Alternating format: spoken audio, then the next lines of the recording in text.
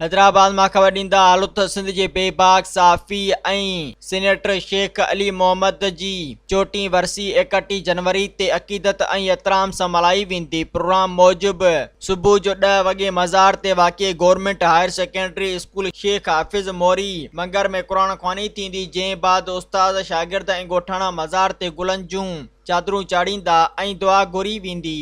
आख़िर में ख़ैरात जी मानी खाराई वेंदी। जीअं त शेख साहब पंहिंजी सेनेटरी वारे दौर में केतिरा ई कम कराया, जिन में रस्ता, स्कूल, वाटर सप्लाई ऐं डेयरिंग जी स्कीमूं शामिल आहिनि। इन खां सवाइ केतिरनि ई नौजवाननि खे रोज़गार ॾियारियो। शेख साहब साफ़ी दौर में पंहिंजी अख़बार आफ़ताब में केतिरनि ई साफ़ियुनि खे रोज़गार ॾिनो, जॾहिं त हिन सिंधी माण्हुनि सिंधी ॿोली ऐं ज़बान जी तरक़ी ऐं वाधारे लाइ सरकार जी नाराज़गी बि क़बूल कई, जंहिं सबबि सिंधी माण्हुनि जे आवाज़ खे दॿाइण लाइ आफ़ताब अख़बार जा 14 महीना इश्तिहार बंदि कया विया।